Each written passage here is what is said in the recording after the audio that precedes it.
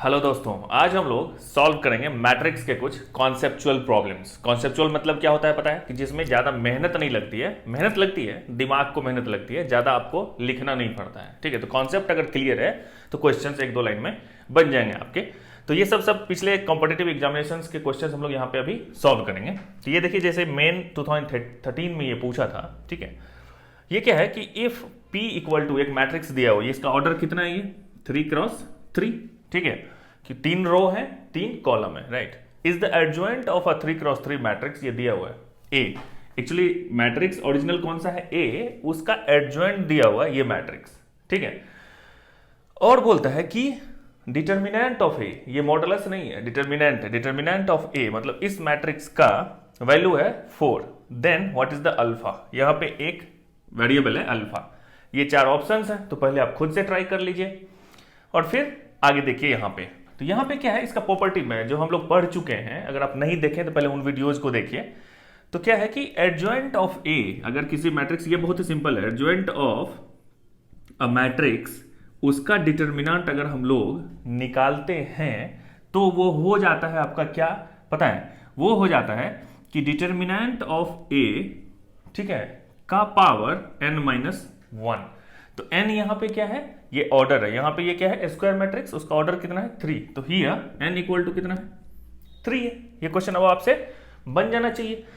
Adjoint of ए ये दिया हुआ है, इसका डिटर्मिनेंट निकालना है। तो इसका डिटर्मिनेंट इक्वल टू कितना हो जाएगा? यहां निकालते हैं तो 1 इंटू ये खत्म हो गया, तो 12 माइनस 12, 12 माइनस 12 हो गया, फिर माइनस 1, ये और ये चला गया, तो 4 अल्फा माइनस 12 हो गया, और फिर प्लस ये कितना? 2 इंटू ये और ये खत्म हो गया, तो ये कितना हो गया? 3 अल्फा माइनस 339। ठीक है, तो इसका वैल्यू निकल जाएगा। ये क्या है? हम लोग क्या निकाल रहे हैं? एडजॉइंट ऑफ ए का डिटर्मिनेंट वैल्यू। तो दिस इक्वल टू, ये तो हो गया भाई 0, इसका कोई वैल्यू नहीं है। 12 माइनस 12 इक्वल टू 0। ये कितना है? माइनस 4 अल्फा प्लस 12, और इधर कितना हो गया? प्लस 6 अल्फा, और फिर ये कितना हो गया? माइनस 18। तो दिस इक्वल टू, अब कितना हो गया? ये देखिए 6 alpha minus 4 alpha equal to 2 alpha, और फिर ये कितना हो गया? माइनस 6, 18 प्लस ये 12 है तो माइनस 6, ये निकल गया यहां से। तो ये जब पता चल गया हम लोगों को, तो अब तो डायरेक्ट हो गया क्या? 2 alpha minus 6, this equal to, ये डिटर्मिनेंट वैल्यू आपका दिया हुआ है इस मैट्रिक्स का, कितना है? ये 4 है, और 4 का पावर कितना हो जाएगा? 3 माइनस 1। 3 क्यों? क्योंकि ये ऑर्डर 3 है, तो 3 माइनस 1, तो ये कितना हो गया? 2। तो 4 स्क्वायर कितना? 16, दिस इक्वल टू 16। तो 2 अल्फा इक्वल टू 16 प्लस 6 कितना हो जाता है? ये 22 हो गया ना। तो that implies alpha equal to 22/2, this equal to 11 answer. ठीक है, तो ये आपका 11 आंसर हो गया। तो इसमें क्या देखा हम लोगों ने? कोई मैट्रिक्स मल्टीप्लिकेशन और ये वो नहीं हुआ, सिर्फ कॉन्सेप्ट आपको पता है, ये प्रॉपर्टी आपको पता है, ये बहुत ही इंपॉर्टेंट प्रॉपर्टी है। ठीक है, मतलब ये इन जनरल हर एक साल पूछ ही देता है इस पे एक क्वेश्चन। ठीक है, तो ये क्वेश्चन आपको आना चाहिए। नेक्स्ट देखते हैं। तो ये है नेक्स्ट प्रॉब्लम, जो कि 2016 में आया था। इसमें क्या है कि एक मैट्रिक्स दिया हुआ है ए, यहाँ पे 5a 3 माइनस b 2, और दिया हुआ है a into adjoint of a equal to a transpose, right. Then 5a plus b is equal to, तो आपको वैल्यू चाहिए इसका। ठीक है, अब आप इसको दूसरे तरीके से, तीसरे तरीके से भी बना सकते हैं। मैं कैसे बना रहा हूं वो देखिए, कि जैसे ये सबसे पहले क्या है? a और a ट्रांसपोज दिया हुआ है। ठीक है, तो उसको पहले निकाल लेते हैं हम लोग कि है क्या। तो a ट्रांसपोज तो यहां से पता चल जाएगा ना। a ट्रांसपोज कितना हो जाएगा? ट्रांसपोज का मतलब क्या होता है? रो को कॉलम बना दो। तो ये अगर फर्स्ट रो है तो ये हो जाएगा 5a, ये हो जाएगा माइनस b, ये हो जाएगा 3, ये हो जाएगा 2। सेकेंड रो को सेकेंड कॉलम बना दीजिए, हो गया a ट्रांसपोज, राइट। अब क्या करना है हम लोगों को? a और a ट्रांसपोज निकाल लेते हैं। मतलब क्या, यहाँ पे थोड़ा सा मल्टीप्लीकेशन आएगा, लेकिन 2 क्रॉस 2 है तो इजी हो जाएगा। तो 5a 3 माइनस b 2, ये हो गया फर्स्ट मैट्रिक्स, और ये हो गया सेकेंड मैट्रिक्स a ट्रांसपोज। ये कितना है? 5a 3 minus b 2। ठीक है, तो मल्टीप्लीकेशन कैसे होता है, ये सब मतलब कॉन्सेप्ट सब आना चाहिए, उसके बाद आप इससे ये प्रॉब्लम बनेगा, क्योंकि एक प्रॉब्लम में बहुत कुछ आएगा। ठीक है, तो दिस इक्वल टू, अब कितना हो जाएगा? ये कैसे मैट्रिक्स मल्टीप्लीकेशन करते हैं? This way and this way. तो ये और ये हो जाएगा कितना? 5a 20, कितना हो जाएगा? ये 25a स्क्वायर, ये वाला, और फिर ये हो जाएगा क्या?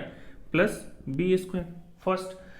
अब सेकेंड में क्या हो जाएगा यहाँ पे, फर्स्ट रो किधर गया ये 5a मुझे भी देखने में दिक्कत हो जाती है और मल्टीप्लिकेशन करने में भी प्रॉब्लम हो जाती है। 5a ये हो गया कितना 25 स्क्वायर, और फिर अब इसको इसके साथ करेंगे 5a ये कितना हो गया 15a माइनस 2b सेकेंड वाला, ठीक। अब यहां से करेंगे इसका, ये कितना हो जाएगा 5 इंटू 3 इज 15a और फिर माइनस 2b, ठीक है। और ये कितना हो जाएगा 339 और फिर प्लस 4, तो ये हो गया 13, ठीक है सही।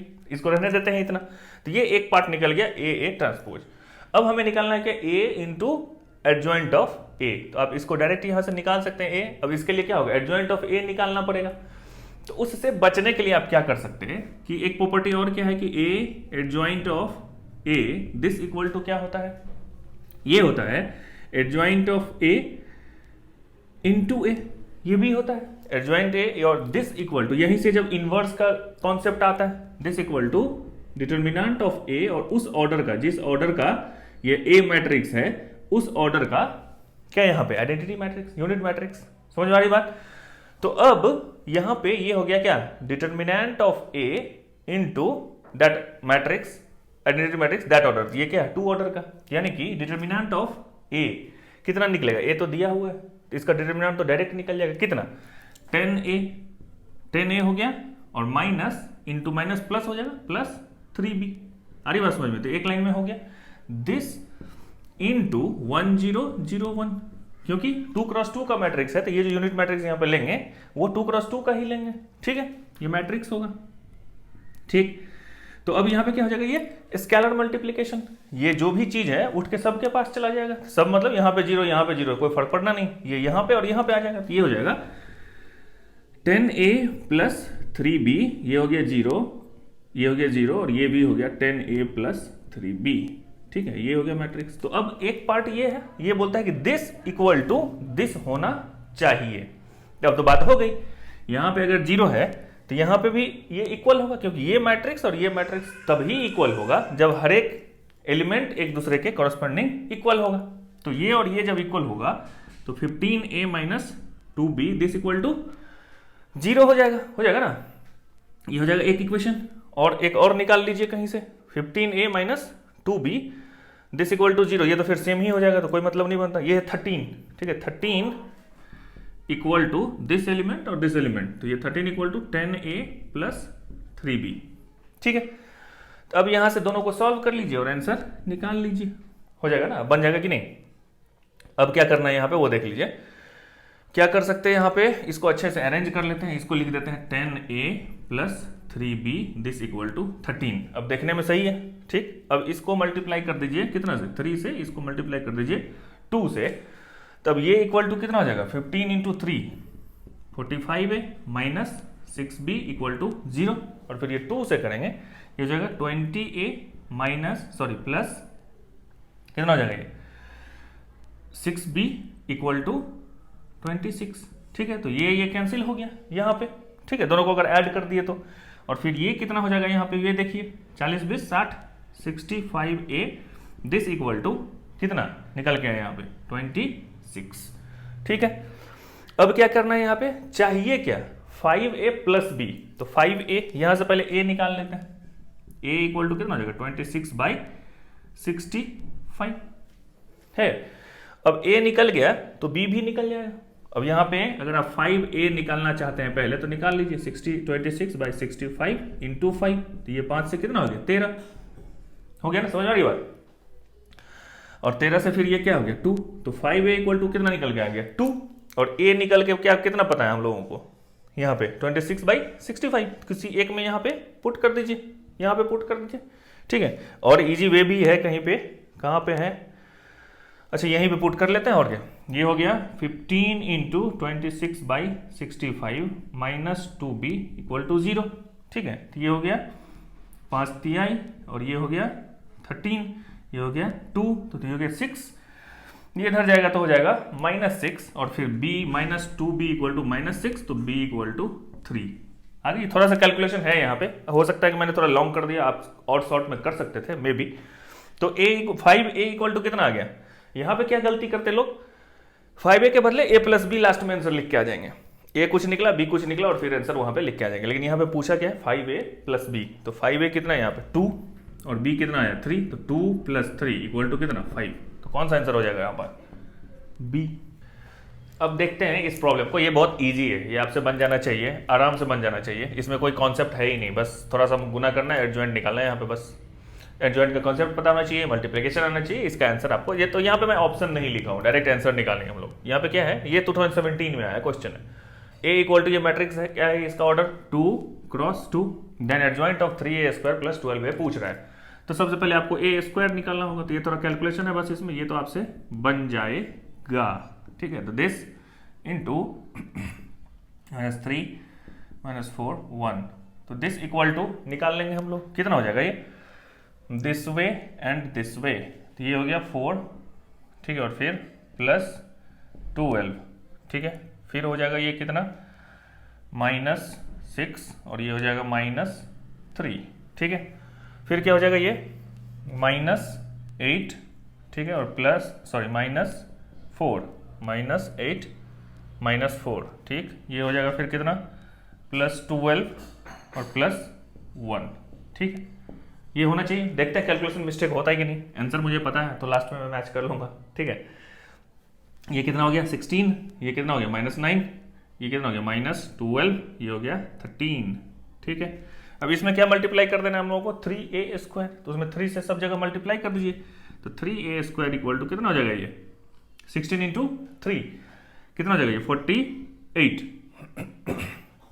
ठीक, ये हो जाएगा -36, उधर हो जाएगा -27, फिर इधर 39, ये हो गया 3a स्क्वायर, राइट। अब कितना निकालना है +12a, इसी में कर दीजिए +12a, मतलब 12 स्केलर मल्टीप्लिकेशन हो जाएगा किसके साथ, a के साथ, a ये है तो 12 सबके पास पहुंच जाएगा, तो कितना हो जाएगा, यहीं पे मैं ऐड कर दे रहा हूं +12a, तो ये हो जाएगा 12, तो ये हो जाएगा 24, ठीक, और फिर ये माइनस कितना 12 से मल्टीप्लाई कर रहे हैं तो -36, ये हो जाएगा -48 और ये हो जाएगा 12, ठीक है। इन दोनों को क्या कर देना, ऐड करना बहुत इजी काम है, बस एलिमेंट बाय एलिमेंट ऐड करना है। 48 + 24 ये कितना हो जाएगा 2 और फिर 4 2 6 1 7 72, ये हो जाएगा कितना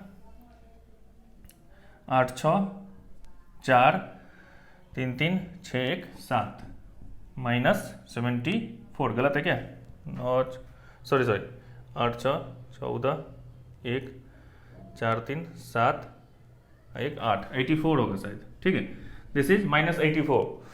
उसके बाद ये कितना हो जाएगा, ये यहाँ पे -7 6 13 13, 1 हो गया, फिर 3 2 5 1 6, -63 हो गया इधर, और फिर इधर इन दोनों को जोड़ दीजिए 9 2 11 1 3 1 4 1 5 51, 9 2 11 51, ठीक है, तो ये हो गया, ये निकल गया ये टर्म, तो ये तो इजी है ना। फिर एडजॉइंट निकालना है, तो एडजॉइंट के लिए क्या कर सकते हैं हम लोग, एडजॉइंट निकालना है किसका, एडजॉइंट ऑफ ये मैट्रिक्स 72 कितना ये -84 -63 51, तो अब इसका एडजॉइंट निकालना है आपको। तो एडजॉइंट निकालने के लिए अब क्या करना है, इसको पता है कि इसका कोफैक्टर वाला मैट्रिक्स होगा, उसका जो ट्रांसपोज होगा, कोफैक्टर एक निकलेगा इसके अंदर, उसको ट्रांसपोज कर देंगे तो वो उसका एडजॉइंट निकल जाएगा, यही होता है ना। जो मैट्रिक्स दिया हुआ है तो इसका 2 × 2 है, तो ये मैं मान रहा हूं कि आपको एडजॉइंट निकालना आता है, ठीक है, और ये तो 2 × 2 है, ये तो डायरेक्ट हो जाएगा, तो इसका हो जाएगा ये फर्स्ट, यहाँ पे क्या हो जाएगा 51, यहाँ पे ये क्या हो जाएगा 63, ये दोनों हट गया, ये फिर माइनस माइनस प्लस हो जाएगा 63, और फिर ये हट जाएगा यहाँ पे, तो माइनस माइनस प्लस, ये हो जाएगा 84 और यहाँ पे हो जाएगा 72, ठीक है। तो यहाँ पे एजम्पशन ये है कि आपको एडजॉइंट निकालना आता है। अब इसका ट्रांसपोज कर देंगे तो क्या हो जाएगा, रो कॉलम बन जाएगा, बस हो गया, और क्या 51 84 63 72, तो ये हो गया इसका आंसर। तो 4 ऑप्शन दिए हुए होंगे, उसमें से कोई एक होगा इस तरह से, तो ये इसका आंसर हो गया। अब देख लेते हैं इस प्रॉब्लम को, ये क्या है, ये शायद 2011 और 12 में पूछा गया था। If adjoint of a 3 × 3 matrix P is इतना दिया हुआ है, मैट्रिक्स क्या है P, उसका एडजॉइंट है जो मैट्रिक्स वो ये है, तो ओरिजिनल मैट्रिक्स P है, उसका एडजॉइंट ये दिया हुआ है, और तब पूछ रहा है कि P का डिटर्मिनेंट जब निकालेंगे तो उसका पॉसिबल वैल्यूज क्या क्या हो सकता है। तो मोर देन वन आंसर यहाँ पे पॉसिबल है, ठीक है। तो सबसे पहले ये जो आपको पता है फर्स्ट क्वेश्चन में हम लोग किए थे कि adjoint of A equal to determinant of A to the power n minus one, n क्या है वो ऑर्डर है, तो यहाँ पे 3 है। तो यहाँ पे एडजॉइंट ऑफ ए मतलब यहाँ पे P है, ठीक है। अगर मान लीजिए P ही बोल दीजिए इसको, ठीक है। तो ये है मैट्रिक्स, तो इसका डिटर्मिनेंट अगर हम लोग को पता चल जाए तो डिटर्मिनेंट क्या हो जाएगा उसका वो बताइए। मतलब एडजॉइंट ऑफ P का डिटर्मिनेंट वैल्यू कितना हो जाएगा, 1 इंटू कितना हो जाएगा 3 माइनस 7 माइनस 2 हो जाएगा फिर क्या हो जाएगा 12 माइनस 4, 12 माइनस 4 और फिर प्लस 1, ये हो जाएगा खत्म। तो ये हो जाएगा 28 minus 4, 28 minus 4 this equal to total कितना हो जाएगा ये देखिए, ये हो गया -4, ये हो गया कितना 8 बच गया इधर, 8 इंटू 2 16 माइनस 16 और ये फिर इधर कितना 24 प्लस 24 दिस इक्वल टू कितना हो जाएगा ये 16 4 20, तो इक्वल टू हो गया 4। तो इसका वैल्यू पता चल गया कितना 4। तो ये बोल रहा है कि determinant of this matrix P matrix का पावर n-1 मतलब 3 - 1 दिस इक्वल टू 4 है। तो इसका प्रोबेबल वैल्यूज क्या क्या हो सकता है, समझ में आ रही बात। तो दैट इंप्लॉयज दिस का स्क्वायर इक्वल टू कितना है 4 है। तो क्या क्या ऐसा चीज है दुनिया में जिसको आप स्क्वायर करेंगे तो 4 हो जाएगा, पता है आपको क्या क्या है। अगर -2 का स्क्वायर करेंगे तो भी 4 होता है और 2 का स्क्वायर करते हैं तो भी 4 होता है। तो इसका मतलब पॉसिबिलिटी ये है कि डिटर्मिनेंट ऑफ P जो है उसका वैल्यू या तो -2 भी हो सकता है या +2 भी हो सकता है, समझ आ रही बात। इसका मतलब -2 और +2 दोनों इसके आंसर होंगे। देखो ये अब नेक्स्ट क्वेश्चन है, इसमें सिर्फ प्रॉपर्टीज ही है और कुछ भी नहीं है। प्रॉपर्टी अगर पता है तो बन जाएगा, नहीं पता है तो गलत कर जाओगे, ठीक है। क्या है ये कि if A is a 3×3 non singular, क्यों है क्योंकि इसका इनवर्स इधर निकला हुआ है इसीलिए नॉन सिंगुलर, ठीक है। क्योंकि divided by determinant of A होता है, राइट, वो नॉट इक्वल टू 0 होगा तो नॉन सिंगुलर होगा। Such that A transpose equal to A transpose A दिया हुआ है ये, ठीक है। और ये भी दिया हुआ B equal to A inverse A transpose, then B transpose आपको निकालना है, ठीक है। तो एक वे है कि आप A और B इस तरह से खोजो और इस तरह से बनाओ तो फिर तो 1 घंटा लग जाएगा आपको। उस तरह का 2 मैट्रिक्स निकालो जो ये प्रॉपर्टी सेट करे और फिर आप ये निकालोगे तो 1 घंटे तो लगेंगे कम से कम, है ना। तो हम लोग क्या करेंगे, ये 4 ऑप्शन दिए हुए तो हम लोग डायरेक्ट यहाँ से बढ़ेंगे, ठीक है। B ट्रांसपोज अगर हम लोग लिखेंगे तो किस तरह से लिख सकते हैं वो देखिए।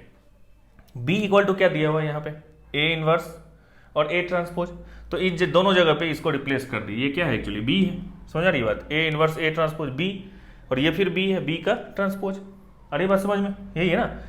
अब इस चीज को हम क्या लिख सकते हैं ये देखिए, ये यहाँ पे क्या है कि A और B ये एक है और ये एक है, मतलब A और B 2 मैट्रिक्स रहता है, उसका ट्रांसपोज अगर होता है तो हम लोग B ट्रांसपोज A ट्रांसपोज, ये एक प्रॉपर्टी है ना। तो अब क्या कर सकते हैं, इसको A मान लिए इसको B मान लिए, तो A B का ट्रांसपोज है तो B का ट्रांसपोज और A का ट्रांसपोज, तो B का ट्रांसपोज मतलब क्या A ट्रांसपोज का ट्रांसपोज और A इनवर्स का ट्रांसपोज, आ रही बात समझ में। तो ये हो गया यहाँ पे, ठीक। और ये पहले से जितना था उतना ही रह गया। अब क्या करेंगे हम लोग यहाँ पे, ये देखिए कि अब A ट्रांसपोज का ट्रांसपोज किसी मैट्रिक्स का ट्रांसपोज के फिर उसका ट्रांसपोज के, तो वो तो इक्वल टू कितना हो जाएगा A। तो बीच में ये जो टर्म है ये रिजॉल्व होकर क्या हो जाएगा A, तो यहाँ पे हो गया A, ठीक है। अब देखिए यहाँ पे ये क्या है कि A inverse A transpose A और A इस तरह से लिखा हुआ है। अब इसको हम लोग क्या कर सकते हैं यहाँ पे वो देखिए कि ये है A ट्रांसपोज A, ठीक है। A ट्रांसपोज A, इसको हम लोगों ने लिख दिया A ट्रांसपोज। क्यों लिख दिया वो बताइए, क्योंकि ये यहाँ पे दिया हुआ है A transpose A this equal to A transpose, तो हम लोगों ने इसको लिख दिया A ट्रांसपोज, ठीक है। अब जब ये लिख दिया यहाँ पे तो ये दोनों जो टर्म है, अब देखिए यहाँ पे A इनवर्स और A ये दोनों मिलकर आइडेंटिटी मैट्रिक्स बन जाएगी, I बन गई है ना। A inverse A this equal to identity matrix, ठीक। अब ये बन गया और A ट्रांसपोज और A इनवर्स T यहाँ पे A इनवर्स और ट्रांसपोज है, तो इसको इसके साथ मल्टीप्लाई करने से कोई फर्क नहीं पड़ता। आइडेंटिटी का मतलब ये होता है कि जिसके साथ कर रहे हो उस पर कोई फर्क नहीं पड़ता है, ठीक है। तो ये A ट्रांसपोज हो गया और ये A इनवर्स का ट्रांसपोज है। तो अब यहाँ पे ये देखिए ये फिर से A है फिर से B है, तो A ट्रांसपोज है यहाँ पे और B ट्रांसपोज है यहाँ पे।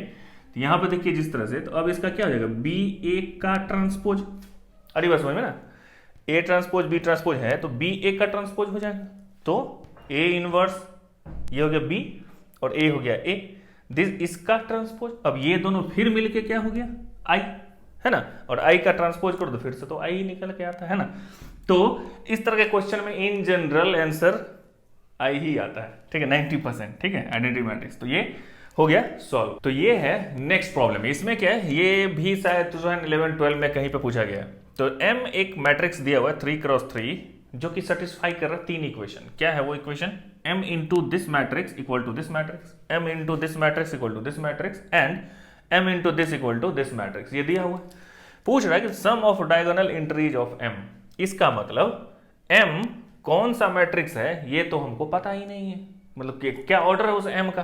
ठीक है, समझ में आ रही है ना बात, क्योंकि पूछ रहा है कि सम ऑफ डायगोनल, तो वो 2x2 भी हो सकता है, 3x3 भी हो सकता है, 4x4 भी हो सकता है। वो क्या होगा, वो कैसे पता चलेगा, अगर आपको ये पता है कि मैट्रिक्स मल्टीप्लिकेशन कैसे होता है। कैसे होता है कि अगर एक मैट्रिक्स है जो m क्रॉस n है और दूसरा मैट्रिक्स है जो n क्रॉस p है, तो ये दोनों जब तक इक्वल नहीं होगा तब तक वो निकलेगा नहीं। समझ आ रही है बात।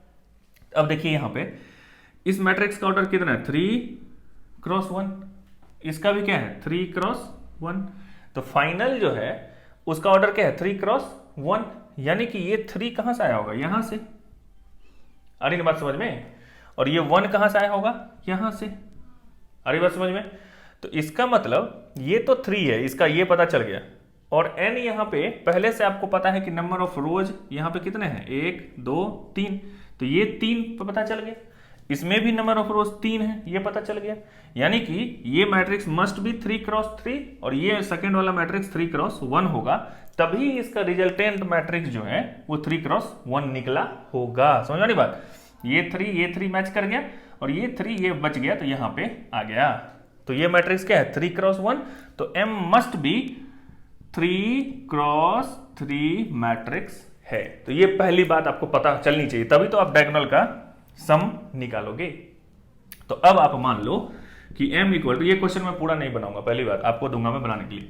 एक कोई भी एक मैट्रिक्स ABCDEFGHI, ये एक मैट्रिक्स हो गया जो कि 3x, इसका कोई भी एलिमेंट हमें नहीं पता है, लेकिन इतना पता है कि इस मैट्रिक्स को इससे मल्टीप्लाई करेंगे तो ये आएगा, तो इक्वेशन निकल के आएगा। आप देखिएगा अब क्या है कि दिस इंटू दिस, अब मैं कर रहा हूं इतना, अब है क्या ABCDEFGHI, ठीक है, ये एक मैट्रिक्स है, ये फर्स्ट इक्वेशन है, इनटू किससे 0 1 0, ठीक है, दिस इक्वल टू दिया हुआ है कितना -1 2 एंड 3, ठीक है। तो इसको मल्टीप्लाई कीजिए, कैसे करेंगे, इस तरह से।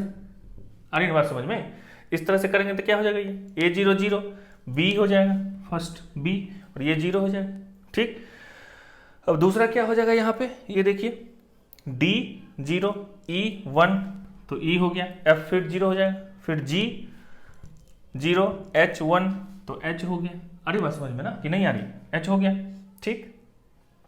तो अब क्या होगा, ये निकल के आया इसका रिजल्टेंट, है ना, दिस इक्वल टू -1 2 3, यानी कि ये दोनों इक्वल मैट्रिक्स है, तो B का वैल्यू पता चल गया, B equal to -1, E equal to 2 और H इक्वल टू 3 निकल के आया।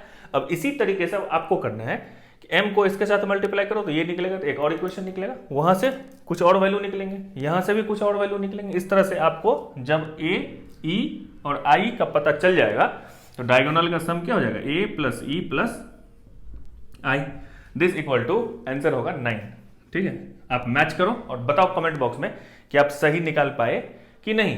तो इस तरह के क्वेश्चंस जब आप बनाते हैं, बोर्ड एक अलग चीज है, राइट। बोर्ड में एक अलग तरीके का पैटर्न होता है, इसमें एक अलग तरीके का पैटर्न होता है कॉम्पिटिटिव एग्जामिनेशंस में।